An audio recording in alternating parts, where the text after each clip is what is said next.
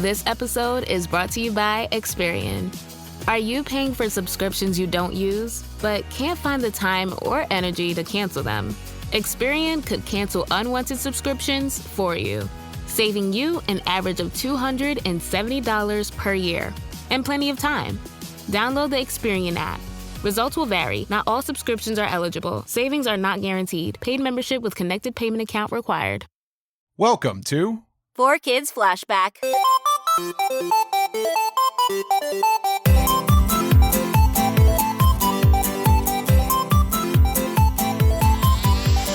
Hello, welcome to 4Kids Flashback. I'm Tara Sands, joined by Steve Yurko.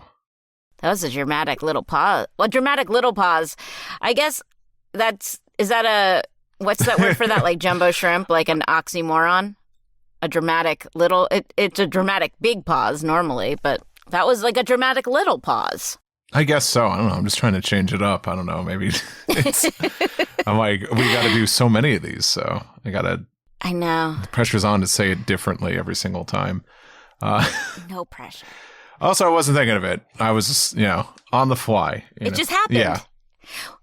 Well, welcome to the podcast. If you're new here, this is a show called 4Kids Flashback, where we go behind the scenes on some anime you may have watched in the late 90s and 2000s, like Pokémon, Yu-Gi-Oh!, One Piece, Shaman King, Winx Club, Cubix.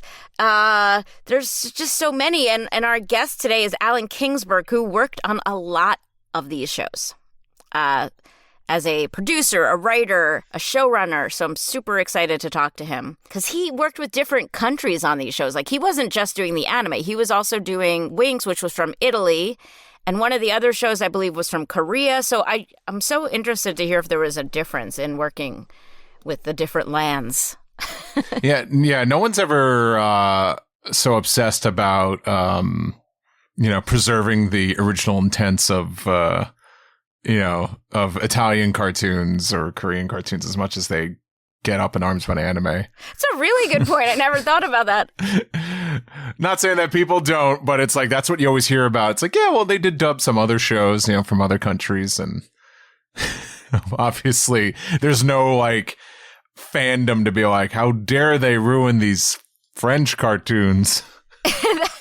Yeah, that's so interesting. I wonder if there's like a name for the way that anime is, Japanese animation. I wonder if any of these places have these like very only known to like a niche audience names for their animation. And I think also I was just thinking like, I wonder what, kind of how the original, creators, the publishers in these countries, I wonder how it differed working with them as opposed to working with the Japanese side on a lot of things. Yeah, totally. Because like, as we've heard, like these writers and creators of like Yu-Gi-Oh! Are revered in Japan. Like they're called sensei, and one of our guests was telling us it was like a processional to meet them. And I don't know if that's the case in Italy. Yeah, or like how strict they are or how insistent they are on some things. I'm curious. Yeah. Or if they're just drinking their delicious wine and letting it go. That's what I would do if I was making cartoons. Having like, I don't know. What is tea time is like a British thing. I don't know. That's a British thing. Is other European countries be like just shut down and be like, cool, we're just going to go take a break for a bit. Siesta. Yeah, siesta time. Yeah, that would be a fun place to make cartoons. In a place with a siesta. Nap time. Everyone should have nap time. Big proponent. Okay, I have a question. What's the latest, this is so off topic, what's the latest you think you can take a nap and it counts as a nap? Like if I took a nap at like 7 for like an hour, then this was me yesterday, then got up for an hour at like 8, because I was really, really tired yesterday after a convention. Yeah, it's funny. I wound up falling asleep early too and just slept in. Is that falling asleep or is that still a nap if you get back up? I think if it's before you eat dinner, it is a nap. Once you eat dinner, that's That's bedtime. Okay, so I napped and then I ate a banana for dinner. That is not a dinner. Back to bed. I know. I was too tired to eat. I didn't even eat dinner last night too. I was like, screw it. Yeah. Yeah, the banana. I was like, I got to eat. I was starving. I was like, I got to eat something. This is way off topic. But I was thinking about the podcast, and I was like, I think my favorite part, and I'm sorry that you guys at home can't see this on Zoom, is when Steve learns something new, like when Steve's really into something. Yeah. It makes me so happy. Because I think, you have the expertise of, being a working actor there. And I think, you definitely relate with a lot of the people we have on. So the right questions to ask. And then it's just like the nerdy things. It's just like, as soon as like, whose decision was to do this? Because usually, actors, you guys are kind of like some of the last people to really be involved with the whole production thing. You just come in, put in the voices. And for the most part, I think timing and all that, and it's done. I'm always curious, like when the big decisions are made, like, deciding like, what are we going to replace this with? Or why did we rewrite this and all that? Yeah. I'm hoping we can get questions answered today. I know Alan was like, I hope I remember. And I was like, don't worry. Who we start most of our questions with, do you remember?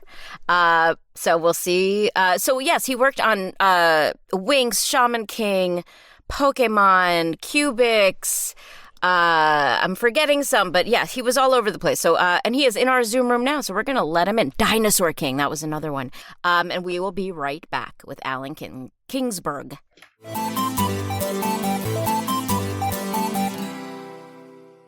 All right, Alan, are you good to go? I'm good to go. Nice to see you, Tara. Nice to see you. We are joined today by Alan Kingsberg. Alan worked at 4Kids as a showrunner, a producer, a writer on shows like Dinosaur King, Winx Club, Pokémon Chronicles, Cubix, Shaman King, Pokémon, basically probably like half of the shows that they did there. Thank you so much for joining us. We're so happy to talk to you. Very happy to see you. Happy to be here. Happy to be part of it. We are very grateful. Can we go back a little ways and talk about how your beginnings of working in this industry and how you ended up at 4Kids before we get into the nitty gritty of 4Kids? Sure. Well, so my background is a little bit different. I went to Wharton undergraduate. I spent 2 years in a consulting company called Data Resources in Lexington, Massachusetts. Wow. For people who don't know, Wharton is a business school. We probably have people here who maybe don't know listening. So that's a very serious, prestigious business school. Yes. And, and unfortunately shared with the Wharton undergrad, other alum that we know about is Donald Trump. So that's unfortunate. But, But anyhow, after working a couple of years at that, I just I felt confident enough that I could make a living. And so I decided to pursue what I really felt passionate about, which was, at the time, I thought it was going to be directing, film directing.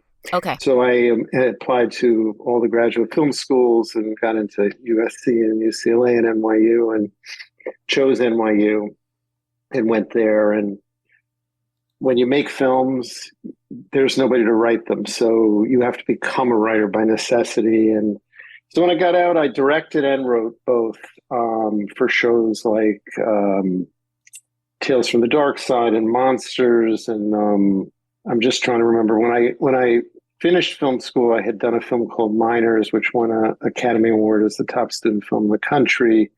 So I was sort of off on this directing career. A guy I went to film school with, we co-wrote a show called Almost Partners for PBS for Wonderworks, and they basically gave us the budget, and he produced it, and I directed it. Wow.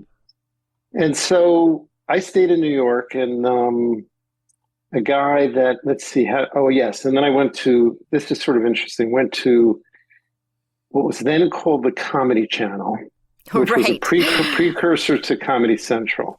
Mm-hmm. That was run by HBO. Ha was run by Showtime. They later merged and became Comedy Central.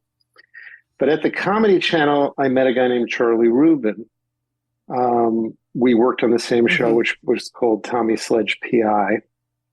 And I have to say that the Comedy Channel and 4Kids were similar in many ways. And it may not seem obvious, but they were both we sort of owned our own network or channel at both places. So at Comedy Channel, we had about 8 shows, and we had a big studio, and we had offices built around it. This was 1990 or 91. Yeah. But anyhow, the short form is that I met Charlie Rubin there, and we became very good friends. We're still friends. We're lifelong friends, and have worked on many shows together. And he was one of the early people at 4Kids. He's a writer. I should say he was a writer at 4Kids, early days. Writer and producer, and he and Norman really were responsible for creating Cubix. And they wrote a beautiful pilot that I would stack up against any pilot I've seen. I mean, it was a really entertaining, touching, and moving pilot. And I guess somewhere around the 3rd or 4th episode of season 1, they brought me in. I can't remember why. Charlie was maybe developing other projects for them. And so, and then shortly after that, somewhere around toward the end of season 1, Charlie left and I took over the show. Got it. And then I ran season 2. And correct me if I'm wrong, but you had been at Nickelodeon right before this? Is that I had been right? a freelancer most of my career. Okay. And, I was also a young dad. So I started at 4Kids September 4th, 2001, and on a Tuesday. And 1 week later was September 11th. Right. So, and I had young kids. I had a 5-year-old and an 11-year-old. So I was really in the prime period of sort of writing kid shows and having that at-home audience. That so many of you guys had perfect target demographics at home, which is so cool to hear. And I got a lot of feedback, yes, on shows. Yeah, who needs a focus group? Yeah. Yeah, that's right. Well, you're one of the rare people who had a little bit of a background in adult television and writing, and as well as children's television and writing. Yes. So I'm just curious, were you looking to focus on children's television when you came to 4Kids? I had worked in both, and it's kind of like freelance careers are kind of like rivers. They sort of water. They flow where they can, where they do, where the opportunities are. We say yes. Yeah. Yes, exactly. I mean, you had a freelance career, and 4Kids was a pretty exciting place because it wasn't a traditional network hampered place. It wasn't a place where, it was a very freewheeling place. And so I had done, I guess the piece I had sent in was something called Monster Bed. I had done for Marvel. I think it had aired on ABC. It was like what they called a weekend special. And it was animated. Okay. And so they hired me on, and I think we were, at the downtown production office, we might've been 11 people or something like that. Mike P, myself, Charlie, Norman. And even at your young age, you were one of the more experienced people working there, which is so bananas to think about now, because you're like, how did anything get done? Like, I thought these people were grown-ups, and now I think, oh my God, they were kids running this whole company. Well, John Kennedy was president of 41, right? So something like that. Right. So, I mean, there's a big variety of, Well, you also have more energy at that age. You can work the longer hours and not complain as much as if you were older working those hours. But to me, as having had a life at freelance, having 2 children, to get a job that had a regular paycheck, that had benefits, and we actually had stock options. Yeah. When I went into 4Kids, they were listed as the fastest growing, number 1 fastest growing company on the NASDAQ. So they were a very hot company because of Pokémon was bringing in so much money.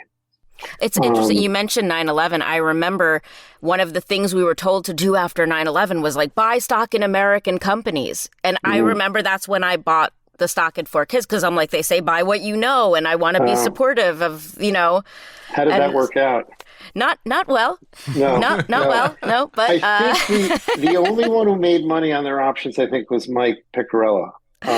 He got out at the right time? Well, because I had gone to Wharton, he came into my office one day and he said, my wife told me to ask you if I should sell my stock options. And I'm like, well, why doesn't she just ask you if you should sell them? And he said, because she doesn't trust me. So I suggested he sell half, and he did. So he's the only one. You didn't take your own advice. Mine were not, I don't think mine were vested yet. I don't think I was able to. Okay. But, if you look at the arc of 4Kids, it's basically the arc of Saturday morning, right? It was, and you should stop me if I'm over. No, this is actually really interesting. I'm so glad you have a business perspective on this. Okay. So I'm excited to hear what you're going to say. Well, when I started there, with Cubix was a very popular show. Yu-Gi-Oh! Was a really popular show. Obviously, Pokémon. We had ratings, we had share. I think share. I'm trying to remember the share ratings, but we had basically 9s and 10s up to that amount, which basically meant that 10% of the children in America, 6 to 11, were watching our shows. Wow, and that's a big, yeah. When the ship started sinking, the highest ratings people had were 1.4. So it's not really the fault of the shows or the producers or the writers, the actors. The landscape changed. Nickelodeon became more popular. Yeah. Streaming started to happen, and Saturday morning became an afterthought. If you come home... there was no appointment television at that point. Right. So there may have been when we started, right? Everybody was tuning in Saturday morning to either Kids WB or Fox Box, watching Cubix, watching Yu-Gi-Oh!, watching Pokemon. Then Nickelodeon was on 5 days a week. So when they started coming home from school, they got used to setting the channel there. The Saturday morning, they just set it again to Nickelodeon. Yeah. And that was really the writing on the wall for 4Kids. I think even though we were sunk by the Lehman Brothers fiasco, we had a fair amount of money in the bank at Lehman Brothers, and the government didn't make anybody whole who had over 10 million in the bank. I think that ship would have gone down. There were like a few, and correct me if I'm wrong, because I've been going over the timeline. There were like a few key moments that led to the ultimate shutdown, which was like first losing the Pokemon license, then the lawsuit with Yu-Gi-Oh!, then you had 2008, which was bad for everybody. Then Lehman Brothers happened, and then Chaotic happened. So which seemed like it just was a big spend. Is that in your business mind kind of the key points? In my business mind, the two factors were declining ratings and Lehman Brothers, because the money lost at Lehman Brothers could have carried the company potentially for another year and a half, and they would have had a chance to find another hit. I see what you mean. Because that was like 50 million, I think, right? It was like a $50 million hit. I don't remember the number. It was large. I think that's what it was. And, Yeah, it's so sad. But we should get into the stuff you did there. But yes, but this is amazing. To me, going to 4Kids was fabulous because, you had an office, you had health insurance, you had pension, 401k, you had colleagues, you had a vibrant creative community. And, and when a show ended, you walked down the hall to Norman's office and said, my show is ending. And he had another show to hand you. Right. And one of my funniest stories was, and I don't think he ever figured this out, but I think it was, what was ending? Oh, yes, it must have been Dinosaur King or Pokémon Chronicles. And I walked down down the hall to his office, and I said, I'm done. And he said, I want you to do, and I don't remember the name of the show. I just didn't want to do it, right? So I said, well, I'd love to jump on that, but I have a trip planned next week. And he said, well, we really need it to move quickly. And I said, well, this has been, I'm sorry, this has been planned. So he said, all right, we'll figure something else out. So I went back to my office and I immediately booked the bike trip to California. You just saw the show and you're like, this is just not my cup of tea. I didn't want to do it. And so when I came back, what I got offered was Winx Club. Okay. So And it was to worth me, the wait. Cubix and Winx Club were the sort of shining stars for me when I was at 4Kids. I mean, I think I'd stand by those shows against any other shows. I really loved working on them, and I'm proud of the work we did. Yeah. And I can talk about either one or both, or the in-between stuff.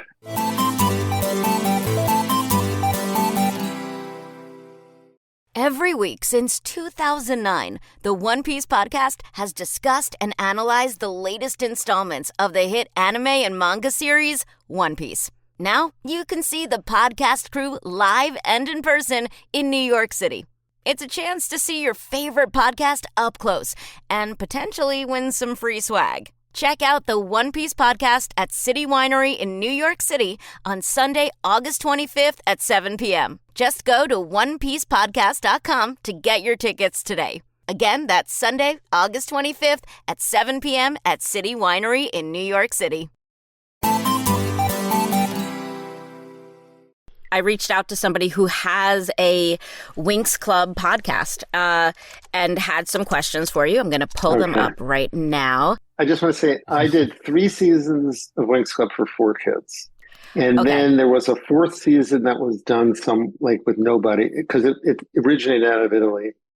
And I will tell you the origin story of that too. But then I did, I think 2 or 3 seasons for Nickelodeon, and then I did a season or 2 for Netflix. So I did 8 of the 9 seasons. I was the showrunner for the first 3, and I was the writer for the latter ones, which was quite interesting because it's a very different process. So actually, then let's start with when you're given Cubix, where was that show imported from? Cubix was a co-production with Japan, Korea, and us. Okay. And we were the bosses. We were the ones in charge of it. It was the first pass of the scripts. It was it was probably a financial arrangement. The first pass of the scripts were written in Japan. They were then animated in Korea. We then sort of rewrote the scripts around the visuals. And so we would get storyboards from Korea. So we would approve scripts, we would approve storyboards, we would give notes and suggestions. This is season 1. There were so many issues that in season 2, we began writing the originals ourselves. So I think we may have split the season with Japan, where we wrote half the scripts and they wrote half the scripts. Because we were doing so many rewrites. Storytelling culture is so different in Japan than it is in the US. My recollection is that they were very, very big on coincidences. They thought that they were very proud of things happening out of the blue with no cause, and that were connected to other things with no cause. And our storytelling culture is cause and effect. Like A happens, therefore the person is driven toward B. Right. And so on and so on. With Cubix, there were some conflict with the Japanese writers. We got along really well with the Korean animators, and they did beautiful work. And Cubix was also very popular in Korea. If you meet any Koreans, South Koreans from that era, they all know Cubix. And they had their own line of toys there. But one of our early script meetings with the Japanese writers, Paul Taylor was our translator. And because of the time difference, we met at night, and the meeting went on. And it took place like this. They would speak for 2 or 3 minutes, and Paul would translate it into 1 sentence. And then I would speak for 2 or 3 minutes, and then he would translate it into 1 sentence. And it went on, and then we seemed to find a solution. And then we circled right back around to the beginning and made no progress. So we ended the call. And then I said to Paul, the next call will be in the morning and their evening, because they wore us out. We were there at 11 o'clock. You have an advantage. Yeah. And I also asked him, how is it that they speak for 2 or 3 minutes and then you give me 1 sentence and vice versa? And he said, if I told them what you're saying in the tone you're speaking in, they would hang up the phone. And if I told you what they were saying, you would not be happy. Wow. So what I'm doing is I'm kind of trying to fix it. Wow. Major cultural differences. Yeah. But this is also a difference of communication, because they eventually came to New York. And we got along so well in person that they were speaking Japanese and Paul was translating. And at some point in the meeting, I answered before Paul translated. And we don't even know how that happened. Because we were getting along so well, we were communicating so well, we were sort of understanding each other's languages. Yeah, and you can see body language too, yes. And that's a big deal. Good point, yes. Yeah, oh, that's so we so interesting. We fixed all our problems and by in-person meetings, because it was really a communication. It's kind of a lesson in, you know, the difficulty of emails and texts and translations. Because you can't translate tone in the same way as you can in person. We were all parents. This guy, this Japanese writer, I'm blanking on his name, but he talked about he was in this so that children could grow up and be better citizens and stronger people. I mean, he had such a big heart. Yeah. And, you know, so after that, things went very smoothly. Yeah. So you touched on something that I don't want to ignore. You were talking about the different ways of writing in the East and the West, and we'll get into this later. But you teach writing now, and you said that the Japanese talk more about coincidences and things. Now we have younger writers that I'm sure you're working with who grew up watching anime.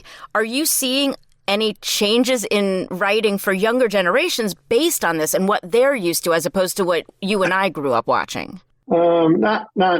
Not significantly in terms of anime affecting style of writing. I mean, I do think streaming, the use of cliffhangers and of storytelling that is sort of, it's non-episodic, where there's no more standalones. Right. I think that's been the biggest change in the years, because I was teaching at Columbia when I was at 4Kids also. Then I was an adjunct once a week, and now I'm I run a program and I'm a full-time professor as well as a writer. But back then I was teaching also. The way we digest things is, I mean, you mentioned Charlie Rubin, and he's been mentioned before. He was a writer on like Seinfeld and these shows. And you can just turn on any episode of these shows and watch them. And TV doesn't work like that anymore. No, you can't jump in the middle. Yeah, and the way you teach must have changed dramatically from then till now. Yes and no. I mean, the principles are the same. And, it was very interesting to be at 4Kids, where I think there were a lot of seat of the pants writers, people who had not sort of set out to be writers that fell into it and were kind of doing good work, but didn't fully know why they were doing the good work, why the work was good or not good, or that kind of thing. And, but I always feel like the principles are the same. It's characters. As an actor, you'll understand that characters need a strong want. They have to want something that matters to them, right? And means something in their lives if they get it, and they have to strive actively to get it. And they encounter obstacles. And, with Winx Club, they wanted to save the world and they wanted to find love with boys. There are many, many shows where that's the case. Almost every superhero movie is save the world and fall in love, right? So really it wasn't that different, as long as you keep the characters active. And, then there are cultural changes, right? But I feel like the writing principles are the same. Okay. Yeah. And with Cubix, this was your first job where you were writing to lip flap and having to match timings and things like that. Yeah. How did that go for you? Not easily. And, I often felt like, am I trading my eyes for the job?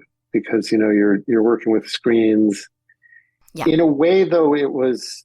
Okay, so it's really fascinating, because some people thrive with the most open blank page possible, and some people thrive with lots of guardrails. Yep. And so, the way that we teach, in the MFA program that I run, is we start people writing specs, which means writing for a script that is for a show that's on the air, as if you're in the writer's room. So lots of parameters. Yeah. Exactly. Guardrails, who the characters are, what the wants are, what the tone is, what the act breaks are like, et cetera, et cetera. Some people find that really difficult. Some people find it easier. 4Kids writing was one step more restricted and structured than that, right? here's a minute and a half, 2 minutes. Two people are having ice cream at a table, a boy and a girl, and they're talking, right? And you're sitting there thinking the story need is for, it could be for him to fall in love with her. It could be for him to get the secret codex from her. You want to figure out what the story need is. And then you have a certain amount of time and a certain number of interactions to achieve it. And those are your parameters. And then you've got to figure out in your head the sort of progression of the scene with the proviso that the speeches have to be a certain length. But that's the easy part, because at least for me, it's the bigger picture of what is happening there. And it can go in so many ways. And so it's kind of fascinating. And I really like doing that. I did like more, and I thought it was easier than writing original scripts. But we also did do original scripts on Cubix and Winx Club. That's what I was going to ask you. Yeah, so by season 2, you were now, we sent them to Korea and they animated them, and in Winx Club we sent them to Italy and they animated them. And were you working with the other countries when this stuff was then being sent out, because it was being dubbed into English? And then I know that 4Kids had licensing deals with more countries. So were you involved in that, or is that a different team? The licensing deals with other countries where they ended up airing those shows in non-English language or non-Italian or Japanese or Korean. Nobody that I know had anything to do with it. Those countries handled it, and they were just sold to them. Part of the issue with the original shows we got was, so say Winx Club was done in Italy, and it was super popular in Italy. When they did the Italian voicing, they did it differently. When they did the English voicing, they put, we had video of this. They had like 12 people in a room with mics doing it all live, like a play. Can you imagine? Yeah. You know how you did it. You spent, so many hours alone perfecting that one character's part, right? So they knocked the whole thing out in real time. Right. And that's why it looks so awful. Oh, you're saying they knocked it out to picture. Not the Italian version, the English version. So when we got it, it would be things like somebody would wake up and then say, talk, and they'd be up already. And then the next person would go, come on, wake up. And you'd be like, but they're up already. That doesn't make any sense. But that was often, it wasn't like bad writing or bad production. It was just a lack of understanding of language, language. Okay. But when you're talking about the way that they recorded, did they record to picture, or they were recording and then it was animated to their Italian voices? That's correct. Okay. And then when they did the English dubs, they did it live to picture. And then it looked terrible. And it actually aired in some places like that. They actually I can't believe that aired. Yes. That's what's the shocking part to me now. Okay. So they, with Winx, they sent us, so Norman gave me the show in that English version, and I looked at it and it was awful. And it was, and I don't say this to be offensive to Rainbow, because those people are fabulous people, but it was kind of on the trash heap of 4Kids. Okay. And I had somebody on my staff who I had taught at Columbia, Martina Bronner, who was, so if this was, I'm 45 years old at the time, something like that, and she's 25, so 27, 28. And so she's much more tied into the youth culture, right? Right. So she looks at it, and I'm like, this is just terrible, right? And she goes, I think we can make this a hit. I think these girls are the coolest girls I've ever seen. And I just think we could make this amazing. So I re-looked at it with her youthful eyes and mine, and agreed. And, so it was, you had to kind of get beyond the bad dub into the beauty. Their animation was exquisite. They had Prada designers hired to dress the characters. That's so cool. I could tell you some of the merchandising conversations, but yeah, we're here for it all. So anything you want to talk about. Well, the main thing we did with Winx Club was it's for people who don't know the show. It's a magic school. It's a tiny bit of a ripoff of J.K. Rowling, right, and Harry Potter. But it's a girls' school for magic, call them fairies, right? And then there's a brother school down the road for what they called specialists and we called heroes. Mm-hmm. And the girls have powers and the boys are just macho. They don't have powers. And then there's a third school for witches. And the witches are the enemy. And their witches were cackling witches. They were sort of like, we're going to do you in, right? So the first thing we did is we said, okay, so these are not like stereotypical witches. These are mean girls. Mm. So we basically just said they are girls who would rather rule the school than rule the world. First they want to rule the school, then they want to rule the world. And that was kind of our guiding principle, to make them, those kind of powerful, manipulative high school girls. And they just enjoyed inflicting pain on others for the pure sense of it, right? Right. And that was the first turning point for us, where we understood we had a kind of modern cultural dynamic between, do-gooders, hero boys, and mean girls. And that's kind of where the show... So amongst ourselves, we took the W from witches and turned it to a B. Mm-hmm. And made them into bitches, right? Right. Just to like get yourselves in the mindset of these. But we went a little further. We had expressions like witch slapping. Right. Oh, yeah, right. Yeah. And witching up. We're going to witch you up instead of bitch you up.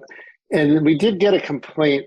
I remember Jeff, he called me in one day. He goes, I got this letter from this mom. And she's like, are you guys using the B word, using bitch in the show? Because he had put in witch slap in his promo, and then he got a complaint about the promo, and I was like, oh my God, that person has such a terrible mind to think that.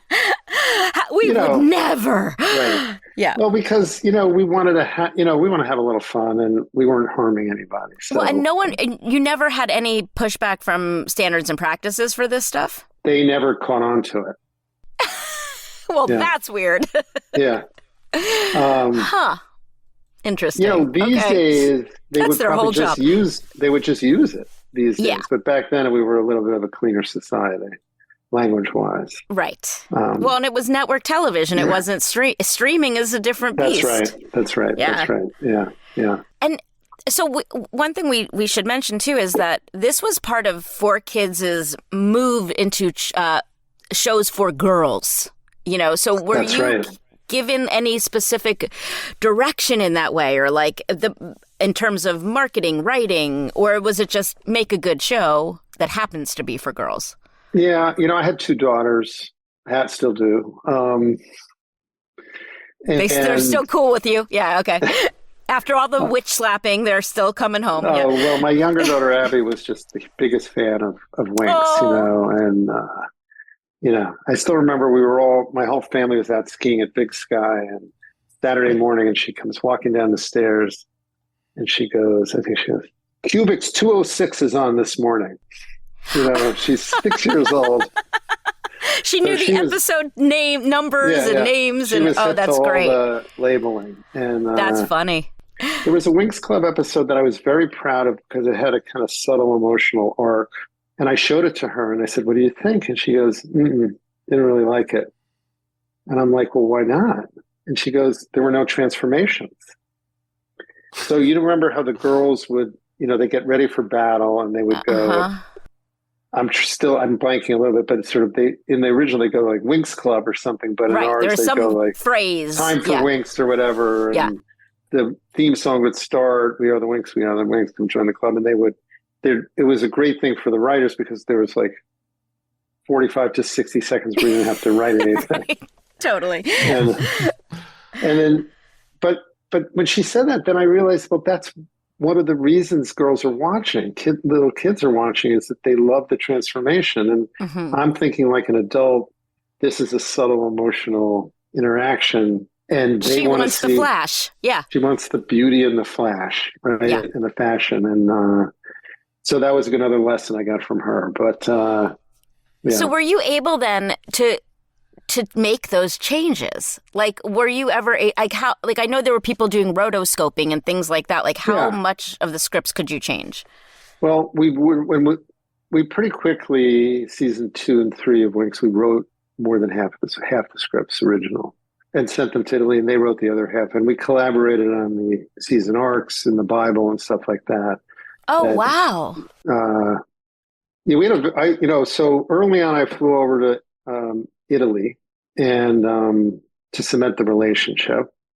And they are located in a tiny little town called Puerto Recanati, and it's right next. They're either in Laredo or they're basically the same town.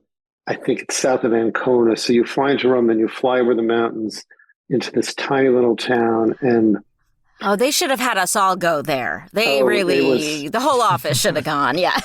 And Paolo Verdinelli, who was their associate producer. So this is Marche, region of Italy, which was shoe country. So Ginio Straffi started the company. He loved this town. He grew up there. So he built this animation company there. Wow. And they hired lots of people. Most of the writers and animators were in Rome, but they hired all their local people were from the shoe business. So Paola had worked in the shoe business, and now she was doing television.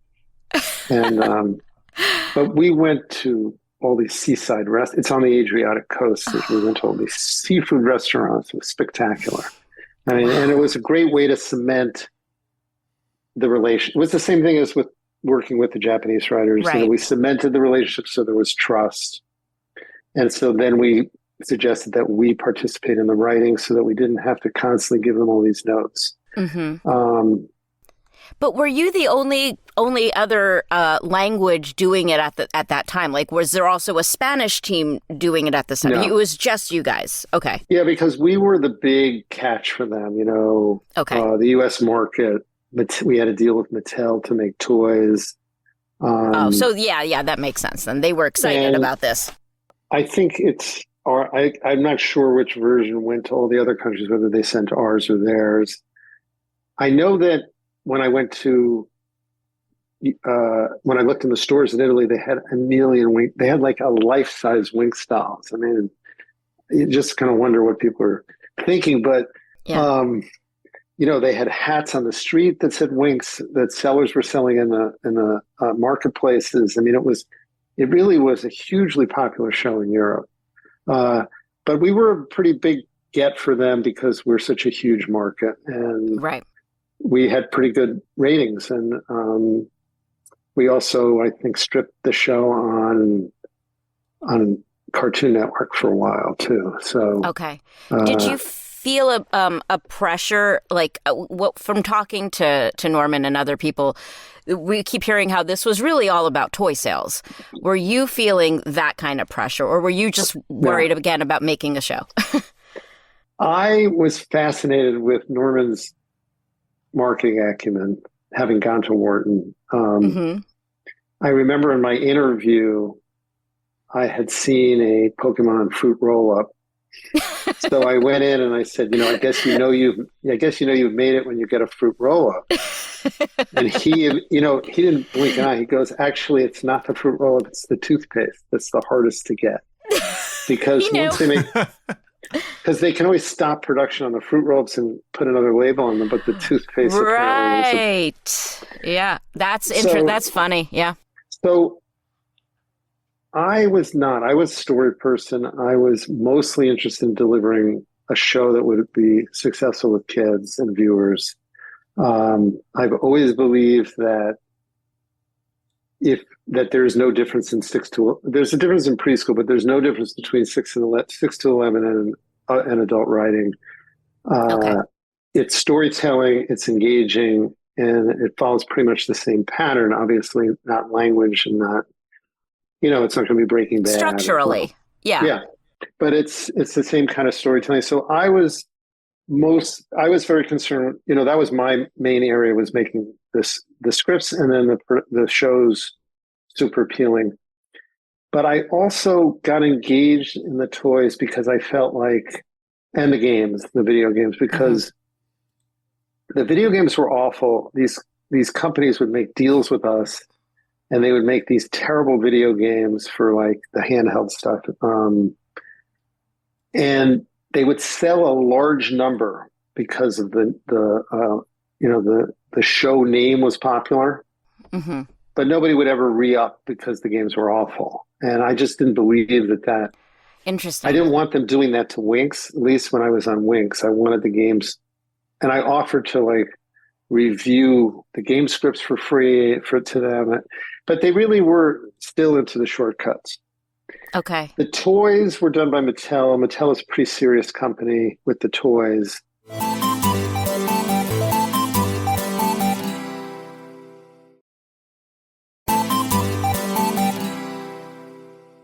I still remember going to a meeting with the Rainbow, the Italian marketing people. Their company was called Rainbow, me and the Mattel people.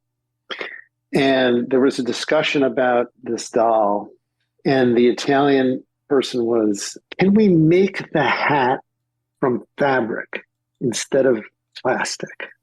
And I thought, this is so fabulous. This person's so like these girls are, that's what they want, right? They're watching these girls who are dressed, by Prada designers. They're fantasizing about being magical and powerful and beautiful like them. Mm-hmm. They don't want plastic. Right. Yeah. Right. But the Mattel people said, well, that would cost 7 cents to move from plastic. Which was probably a lot of money. So where would that 7 cents come from? This was all new to me. I mean, I was riveted by I was like, well, I'll just give you the 7 cents, but it's times times a million dolls. Right. Yeah. So they had to think carefully, would they be willing to give up something to get the fabric hat? But I make the shoes cheaper. Yeah, or something. Yeah. Right. That's fascinating. Very much respected the people from Rainbow for how much they cared about their dolls. And I think they were right. And I think there were too many kind of short, I think that the Winx dolls were, it's not video. I have one on my shelf. I could show you. Okay. But it's unopened. It's vintage. Good. Good job saving that. Yeah. What I've learned too is, because I've worked on Barbie cartoons and I work on Rainbow High now, which is very similar to all this stuff, that these doll collectors are often adults. So you're not just making them for the children who are going to rip them out of the box. You're making them for adult collectors who will notice that fabric hat. And so it's a different demographic than maybe a kid who wants a Shaman King toy and is maybe that's not going to a collector the same way. Yeah. But I still feel like the toys should reinforce the central message of the show, because otherwise they're going to not watch your show. Like Cubix. Yeah.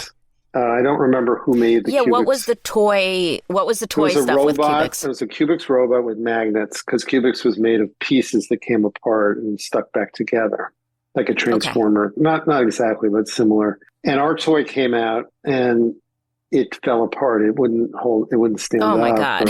And he's the indestructible robot. So if I'm a kid and I'm not going to watch Cubix anymore if he's falling apart. I'm going to feel like I got gypped. Yeah. The Korean Cubix was indestructible. We got that toy. They sent us some of their toys from Korea, and that one you couldn't knock down. I mean, it was once it was stuck together, you could pull it apart the way you're supposed to, but it was a sturdily built toy. So I felt like whatever the message of the show is, the toy should reinforce. So if Cubix is powerful, the toy should not be flimsy. If Blue is beautiful, the toy should not be ugly, right? Right. And she's also powerful, so it should be both. When we spoke with Mike Pecorello, we were talking about the different ways that shows are pitched for children now, where the toys come first. Do you have to teach your students to pitch shows that way, or are you still just like story? Story. I teach people to write what they're passionate about and what they're skilled at, marry those two things, and let people find them. Because they want to market themselves, but don't write for the market. Don't chase the market, because the market's going to change before you're out there. Okay. So if you write what you're good at and what you care about, then you'll get hired for that. Because it's a lot of work to break into this business. So don't write something that you're not passionate about.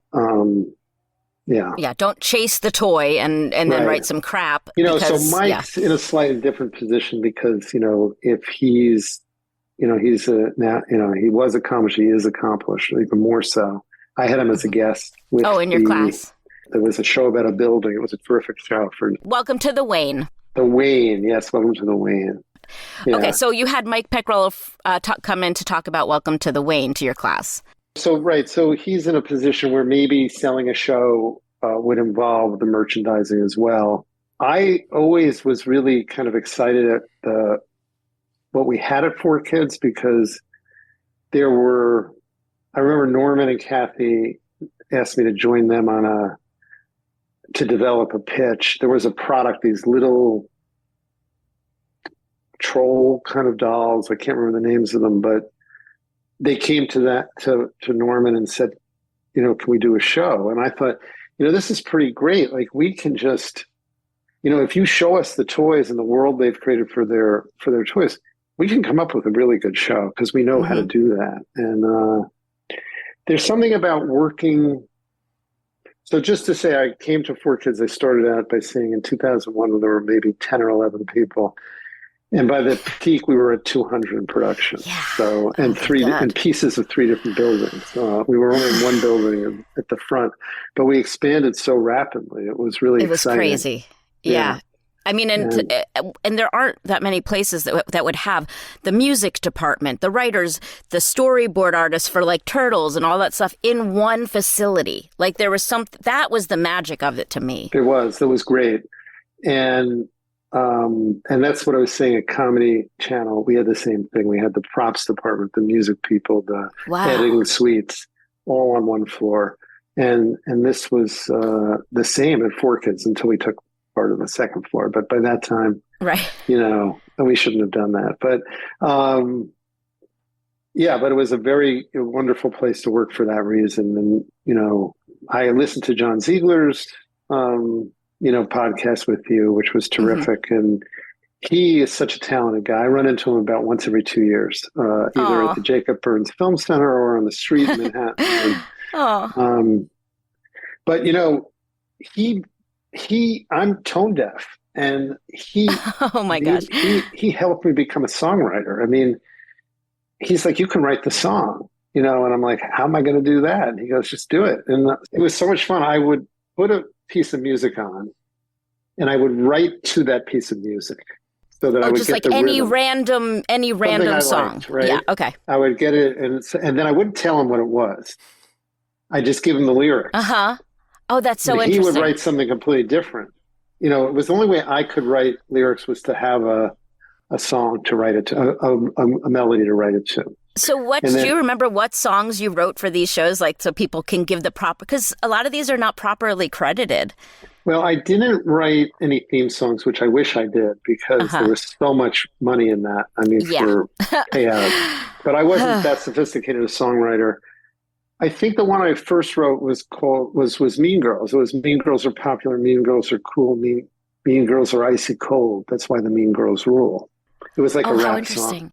And so icy cold because one of the witches was icy, and so it was this, So Winx had music in the show, right? Like within it. So, but you use different singers who were not the actors. Was there ever talk of using the actual actors to sing? Because a lot of them were singers, it turns out. They were, and really good singers. A lot of the voice actors came, as you know better than I do, came from, musical theater. Yeah.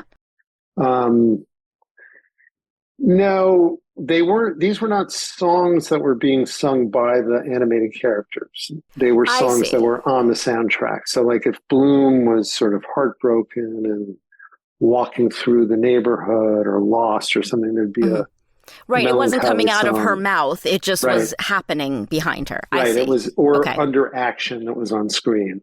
That makes sense. Okay. And for a while, Norman had this idea of 4Kids Radio that we should be writing pop songs. And, well, there was a band. Yeah. They had a band for a little while. And I wrote an Althea theme song, school song for the Althea was the name of the magic school that the fairies went to. So I wrote a song like their, because I went to a prep school and we had a song and I thought it was sort of funny. So I wrote their prep school song. That's so fun. Well, I'll send you. We have on YouTube, our podcast is curating as much of this lost media as we can. That's not all lost necessarily, but so we have a whole section just of all the songs. So I'll send you a link because it'll take you down memory lane. Yeah. So I maybe did 10 songs and I still get some checks for it. And, it made me very happy I think, Mean Girls was on, or Mean Girls Rule was on Apple Music for a while. Oh, how cool. You could buy it for like 99 cents. And And you felt like a songwriter, which was something you thought you would never do. But I think John Siegler, listen, people talk about him on the show all the time because he had that ability. Like Norman talked about going and hiding in his office when he wanted to get away. Yeah. There was something really special about that music department. And John. Yeah. Very cool time. John and then there was Julian and there were some great people in that music department. and Mike. Mm-hmm. Yeah. Russ Velasquez, who was great. Great team. Yeah. So a question I don't want to forget to ask you, because it was asked about Cubix and Winx Club, was the name changes that you had to make for the thing. Apparently there was some controversy with Mark's name. It was Mong originally, and I don't know what the whole controversy was on Cubix. Mong, right, because of Mongoloid, right, on Cubix. I didn't mean to say that. Yeah, I didn't realize that was why. Okay. That's why. I'm looking at the Cubix poster. Connor was played by Andrew Reynolds. Mm-hmm, who's a big deal now. Yeah, yep. And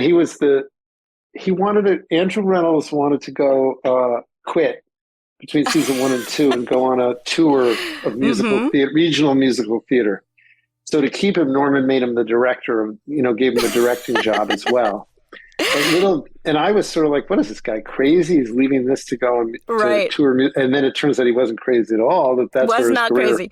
Yeah. Well, he writes it. I think it's in his second book, and I haven't read it yet. But he makes a reference to Norman, where there was a point where he got offered a Broadway show, and Norman's like, "Well, I don't think you should do it."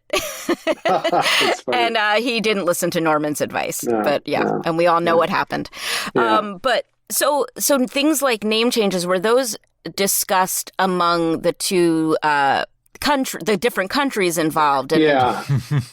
So the theory is that you want to make these shows as entertaining and friendly to American kid audiences as possible. Mm-hmm. So names, I feel like we made some mistakes, like in Shaman King. Yo Asakura was I think that was his name, was the lead. Yeah, YOH, yeah. And we wanted to change it because here, Yo is like, yo, what's going on, right? Right. And so we had a meeting, and it was Jim Malone and I were running that show, and Norman and then the producers, owners of the original Shaman King, which was a big brand. And Norman had prepared a commercial with Yao Ming, where they're going, Yao, Yao, yo, Yao, like, and they were all confused. Right. That was the commercial. Joke. Yeah. Right. But he was trying to say this is going to be a problem, and they did not buy it, and they refused, and they were right. It was a really cool name to be called Yo. Mm-hmm. And we were really wrong in doing that. What about like some of Zeke? Like, I know there was one of the characters was named Zeke, and Morty was changed from the original name. Do you wish you had kept, because I did the reboot of Shaman King, and they brought back all the old names. I don't remember. Shaman King was kind of like a show we produced with guns to our head. So I don't remember a lot about it. Like, the company wanted it, for some reason, wanted it done super fast. And in an unbelievably crazy schedule. So I was doing all the scripts, and Jim was doing all the producing of the, voice actors and Right. When you say the editing. company, who wanted it fast? Do you mean Norman. 4Kids? Okay, you're talking about 4Kids. I didn't know if you meant maybe the overseas company wouldn't give you episodes or something. They were okay. giving us a just Well, because they had to schedule. fill that Fox box time. They bought all this time. That's why I think it had to do with some other things, but okay. It was a crazy, insane schedule, and so I don't remember a lot about it. But Okay.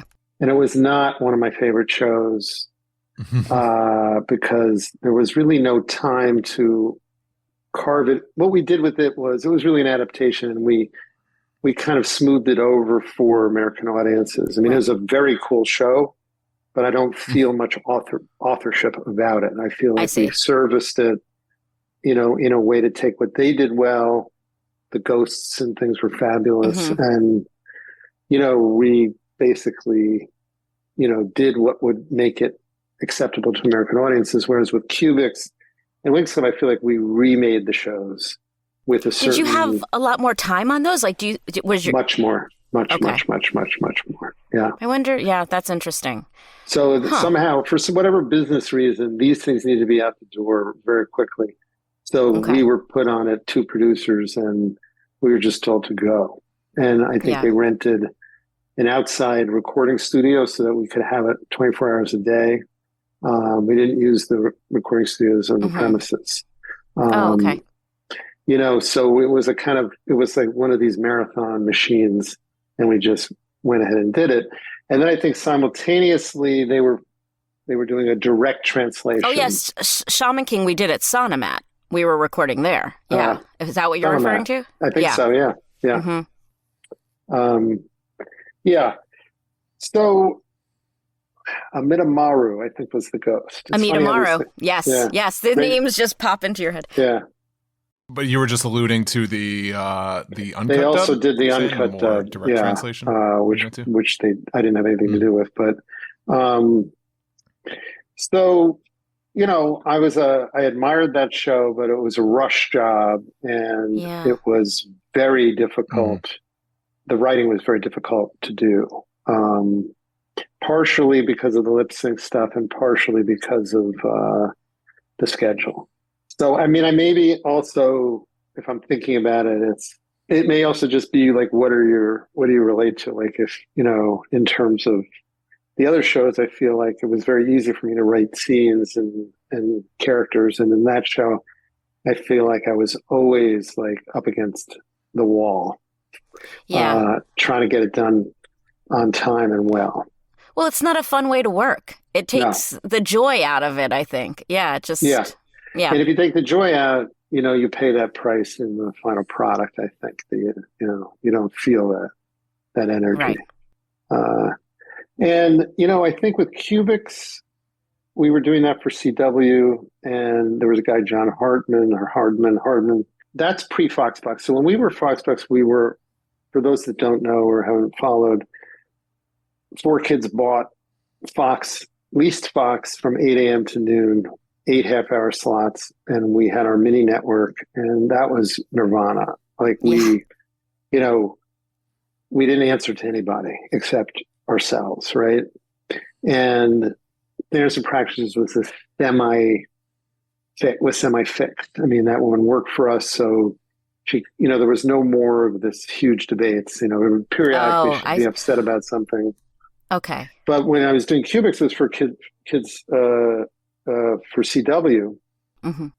And, you had to answer to their standards and practices. It's their network.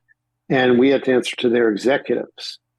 So you would send in a script, and often you would get back notes that were like, no, this is not up to our standards, or can you take another pass at it, or make it funnier, more heartfelt here and there, which is if you've got a smart executive, which we did, it's not a bad system. It's the normal system. Right. It's to make it good.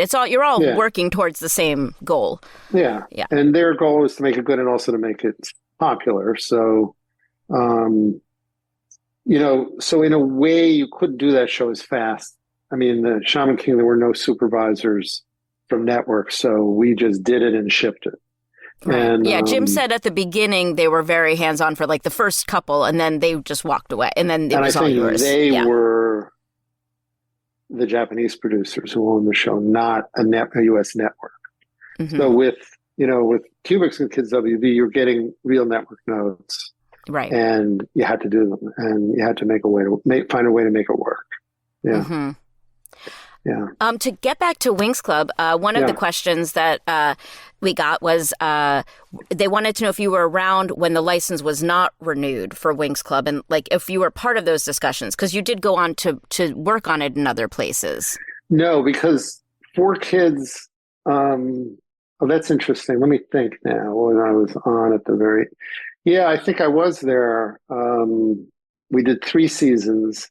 Mm-hmm. And I think I was on something else briefly after that, but I think pretty much the job ended close to then.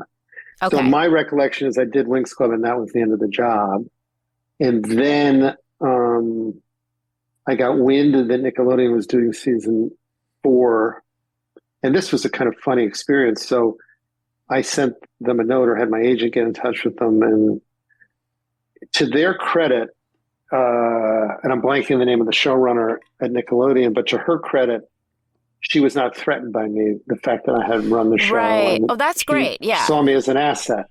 Mm-hmm. And so we went in for the meetings, and it was a little difficult for me because I had been the boss of the show. And yeah, that's what I was going to ask. I knew these characters really well.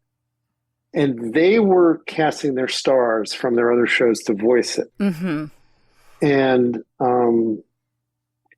so the first thing they did is they said, we're going to redo, because 4Kids did seasons 1 through 3, right? Right. But those were not owned by anybody but us. But we didn't have the license anymore, so they were unusable shows. Oh, and do we know why they stopped having 4Kids do it, or do we not? Is that like a Norman question? Maybe 4Kids is going out of business. I'm not sure. There was never a falling out. Were yet. Oh, they're okay. So there's no like drama there. It just didn't happen, because I thought that 4Kids closed way after that, but maybe my timeline wasn't way is after, off. And okay. I don't think so, and I don't think it was even after. I don't think they had a season 4 ready by the time I left. Okay, and 4Kids was kind of circling the drain around the time that I left. But okay, so because I know they did season 4 without a partner, and then they got Nickelodeon. Nickelodeon went back, redubbed seasons 1 through 4. So I helped them to redub season 4, but I was not allowed near 1 through 3 because I couldn't really do that. Right. Because I would just write it the way I'd write it the way I'd written it. And then of course they'd be stealing from 4Kids. So, 4Kids own those words. Yeah. So it had to be done even blind. Accidentally you would do that. Yeah. And then we went on to season 5 and we wrote original scripts, which was very interesting. And they chose their stars to voice them, which was, in my opinion, a big mistake. Because I feel like, and you'll probably, I'm curious what you think as a voice actor, I feel like you should be able to listen to a show and when you hear a voice, know which character it is. Mm-hmm. And the character should be very distinctive sounding. Oh, Whereas their stars, you could not tell their voices apart because they just had regular voices. Whereas you have a little fry, and a certain style to your voice. And well, especially for kids, because especially if they turn away from the TV for a second, they should be able to hear the difference. I mean, I know, listen, with shows like Barbie and all these shows, we take time to make sure that we all sound different. Or if I have an audition for a show where there's 5 girls that I know are already the main cast, I listen, I'm like, how am I going to sound different than these girls? They're not going to hire me. Yeah, no, of course. Yeah, I mean, but they didn't do that. But they wanted names. When you want names, that's not the priority. Right. So that was one thing with 4Kids. I feel like the voice actors were phenomenal, and they could do it, in their sleep. They were so good, and the directors were really good too. Well, we get a lot of flack because they used us over and over, but a lot of the reason they did is because we could work quickly, which was a big asset there. Yeah. And they could have us do 5 different roles and try and attempt at least to sound different. I think people did sound different. And, we cast 2 unknowns in Winx Club Liza Kaplan, I think, played Bloom. It was her first professional job she's ever. Great. Yeah. She had a really just sort of sweet, honest voice. You know what I mean? And Vashti or something. I have her on our list to interview, but Vashti Mom Point or something, I believe. Yes, Mom Point. Vashti was my kid's babysitter, part-time babysitter. Oh my gosh. Yeah. That's Oh, I love that. And she was in the chorus in various musical shows. And so I knew she was a performer and asked her to audition because her voice was so distinctive. Plus the character is Black. And one thing I learned is the hard way is that you really should not cast even voice away from true ethnicity or race, because you can, even if it's not, super strong accent, there's something in the voice that tells you who the person is. Thank God the industry's finally caught up to that. Well, we had a debacle, on Cubix where we cast this Mexican police officer robot, Jerry Labozo. Does that name mean anything? Yeah, he was an actor there. Yeah. And he did it. And, it was so naive on my part. And the executive at WB was Latina woman, and she hit the ceiling when she heard it.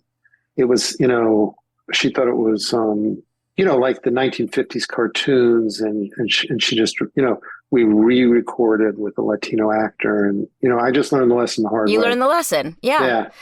Well, and it's a strange thing because learning accents and stuff is kind of going to be a lost art for that reason. And companies might not get the same bang for their buck. Like, I'm sure what happened was Jerry was in the studio, maybe even doing something else. So often it was a money-saving tool for 4Kids. Well, yeah. But spend the money and do it correctly. Yeah. Yeah. And, you do see, you see Brits playing Americans and they do it seamlessly in movies. And, but it wasn't even really a politically correct thing. It was partially that, but it was also, it just doesn't sound true.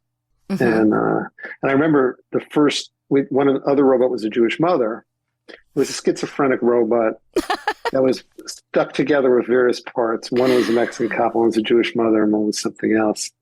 And I remember Jim Malone, I think, directed that episode, and he played it for me, and I was like, that Jewish mother is just not right. Because I'm Jewish.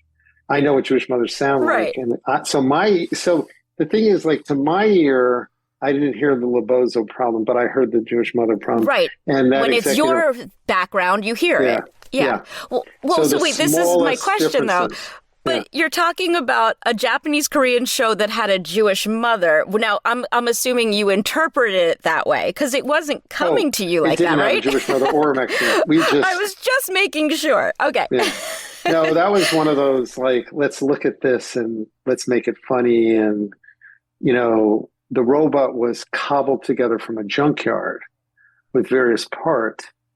So our idea was to take, I guess this wasn't our idea. It wasn't in the original script, but the idea was to have the robot shifting because it had many, what we call EPUs. So instead of a CPU, the robots all had emotional processing units in their works. So that was one of the more ambitious things we tried. And I think in the end, after getting, schooled by the execs at WB, we did a good job with it. Yeah, that's so funny. Yeah. But Vashti was wonderful. She was the kids' babysitter. They were thrilled that she was. Oh, I bet. Yeah. No, you had a good mix of 4Kids veterans and newbies on that show. Yeah. For sure. Oh, and the veterans like you and Lisa Ortiz and Greg Abbey and just, could do so much. Yeah. It was fun in the same way that it was fun for you. Like when one show ended, we're like, okay, what's the next one? Where do we go? It was a factory in the best sense for us. And listen, like you said, because when you work in a factory, sometimes things go wrong and there were plenty of mistakes made. But overall, the fact that that much content came out of one. And I should say this too. Part of the reason I'm doing this podcast is because I go to these conventions and I get thanked for these shows. And I'm like, not me. It's not me. It's people like you who should be getting those messages. So on their behalf, you know. Thank you. I appreciate it. I love doing it. I think people see the face, well, you're not really the face of the show because you're the voice of the show. The voice of, yeah. But still, we're this like vessel because that's we're who gets presented to them. But it's actually really not us who should be there. That's how I feel like an imposter often when they ask these questions. And I'm like, I don't know, but I'm going to start this podcast and get these answers for you. So I really appreciate your time.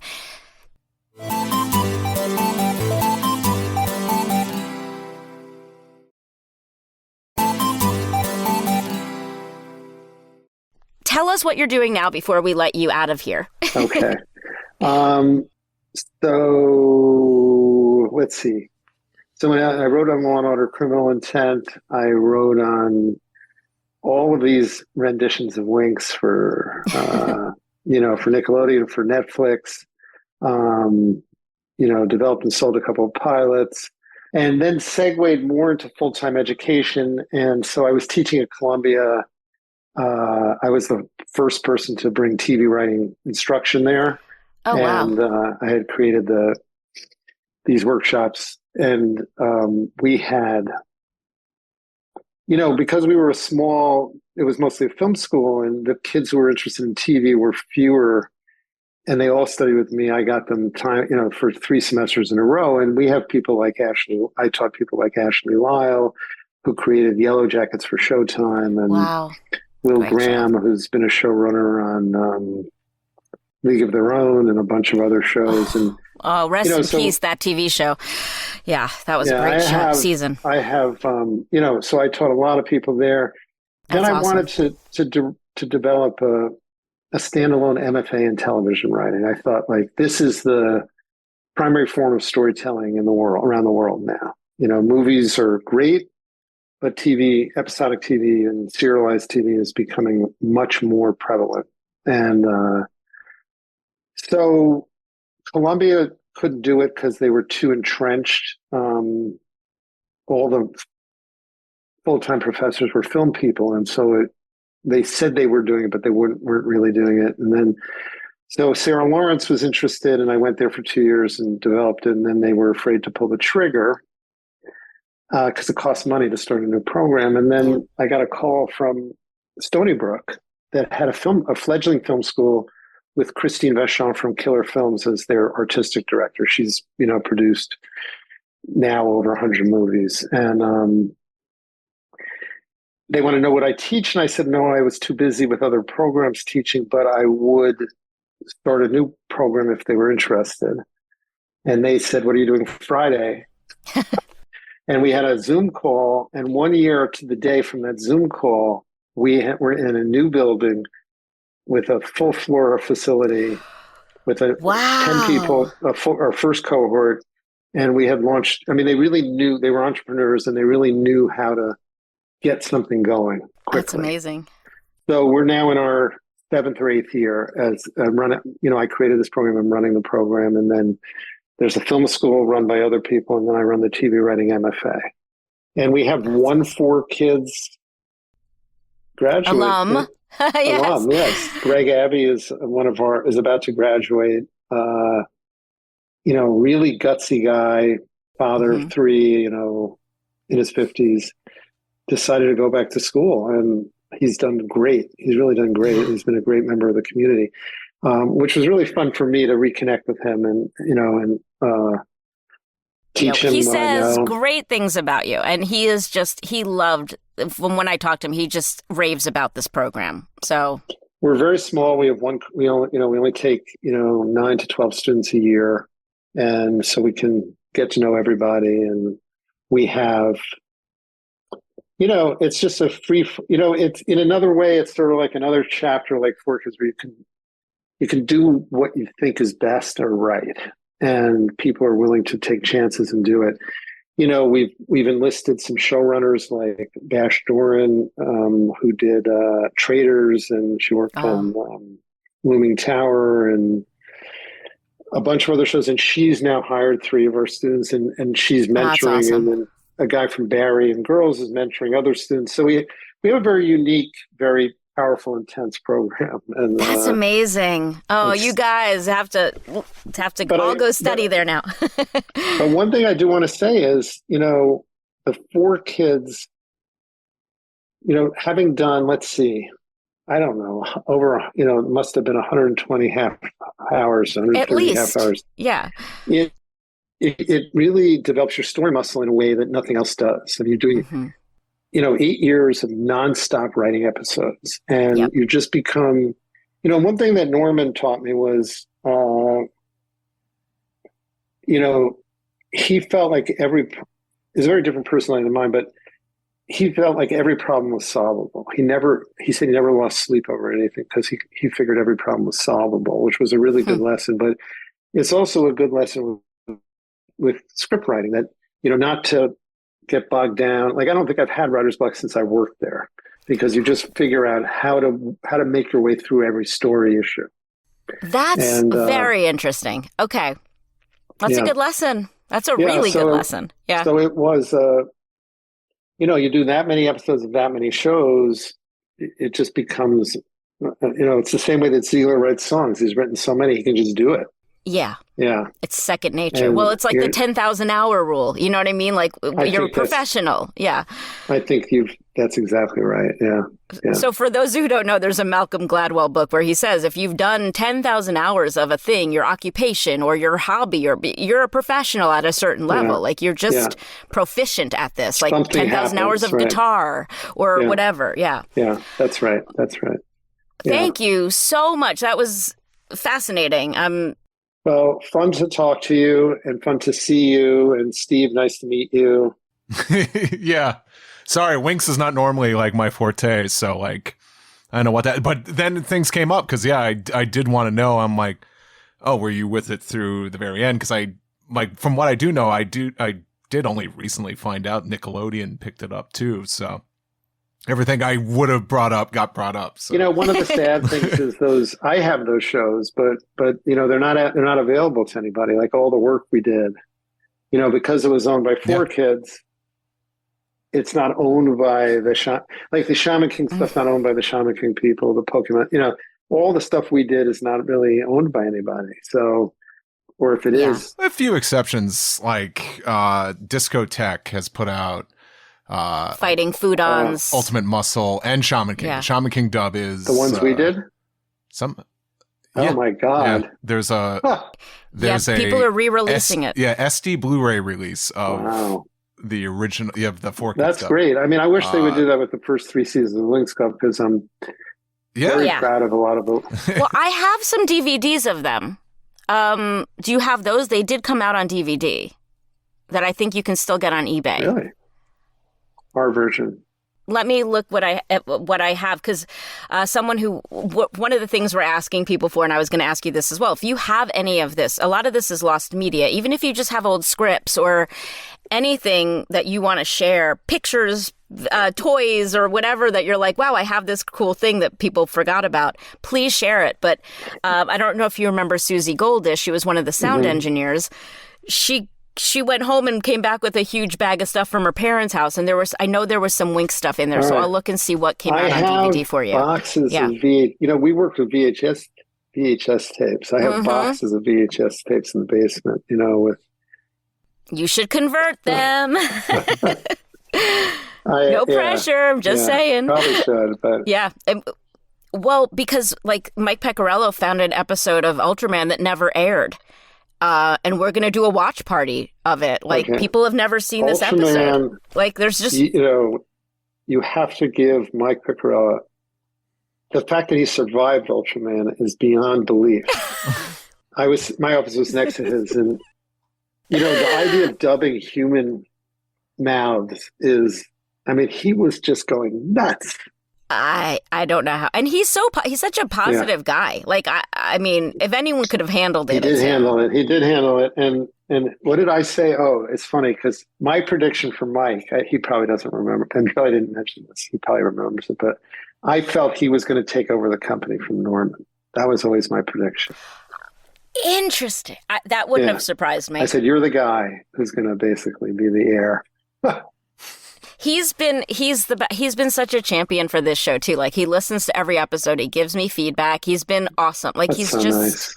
He's a mensch. Yeah. I mean, he's the best. So excited for people to hear this interview. So thank you, Alan.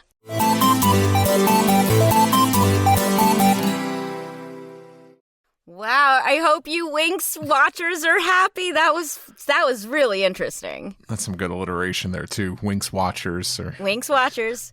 I'm sure there's more creative names for the members of the fandom there. Yeah, I wonder what they call themselves. Let me know. Winx heads. Everything puts the word heads. All fandoms usually put like the word heads on the end of it, but I don't feel like Winx heads is a thing. Winx watchers. Winx witches. Winx wenches. I think wenches is a positive thing. It's coming back. I think I want to bring it back with a positive spin. Alan was awesome. And I love that he has a business background and was looking at it from that point of view. Mm-hmm. I should have asked him about selling my stock much earlier. Yeah, no, but like, as we said, like just getting to talk more about Winx, which unfortunately is not very common on our show, and then just like an extensive look behind the production of it, was really great. Especially for me because I know so little, and Cubix too. Yeah, Cubix really got some shine on this one. Like even like hearing like just him getting in contact with Nickelodeon after 4Kids is I love that. Fascinating for me. Yeah. Well, it's a reminder to kind of be proactive. I think some people would have been like, oh, they're not going to want me to do that. I worked on this version or whatever, but you have to be proactive. I guess, sometimes you can't be, I don't know, too sheepish or something. I don't know. Yeah. Better to try than to just keep quiet. And it worked out very well for him. It worked out great. Yeah. I mean, I'm sure he's an amazing writing teacher. Like, there are a few people that we've spoken to who are teachers now, and I'm sure they're really, it feels like a teacher I would have liked to have.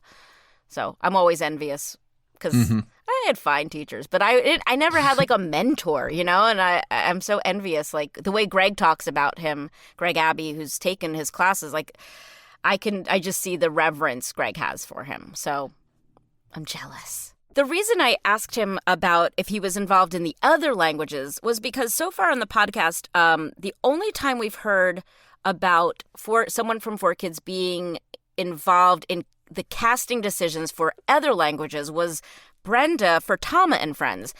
And that seems like it must have been a one-off kind of situation because she said, I think it was her that said that she had to approve like the Italian voice or something. And I don't think we've heard that from anybody else. So no, I can't recall. Yeah, I feel like they were not left to their own devices, but they were making those decisions in-house to wherever that production went to. Yeah. So I'm glad I thought to ask it, but now I feel like that kind of gives me the answer. I'll try to remember to ask that more often, but yeah, for sure. I mean, yeah, whenever we get some of these people more on the production side, sometimes they wind up being a treasure trove of information that they have no idea. Yeah. How valuable. He said he did have a box of VHS tapes somewhere, so we're gonna hope he finds those and converts them to DVDs, and that there's all this lost media on there that we'd like to have. So, well. Oh, you know what we did not say during our intro? We did not annoy you with telling you that you should go to 4kidsflashback.com, where you can find links to merch and a link to our Patreon page. What would they do with that? Well, the cool thing about our Patreon is if you love the show so much, you could listen to it a week early, ad-free, when you kick us some money there. And then also we try to put up some other like cool stuff on there, some like scripts we find, some old videos, promos, and the occasional watch parties we host from time to time. The Discord channel, you can be part of the Discord channel where we share information and just talk about fun stuff. Seems like it's a lot of people just putting their heads together trying to figure out. Solve mysteries. Yeah. So yes, you should go to all of those links, all of those sites, and you should also come back next week because we will. Catch you next time. 4Kids Flashback is a production of Maji Media, hosted by Tara Sands and Steve Yurko. Producers are Zach Logan, Tara Sands, and Steve Yurko. For more information, go to 4kidsflashback.com. That is the number 4. And if you worked at 4Kids and have a story you want to share, please email us at 4kidsflashback@gmail.com. You can find us on social media at 4Kids Flashback, and to listen early and ad-free, head to patreon.com/4kidsflashback. For podcast merchandise, find links on our website and Linktree. As they say on every podcast, if you liked this show, please subscribe, rate, and review, and tell your friends or 4. If you want to check out other Maji Media podcasts, go to Maji, M-A-J-I.media. Thanks for listening.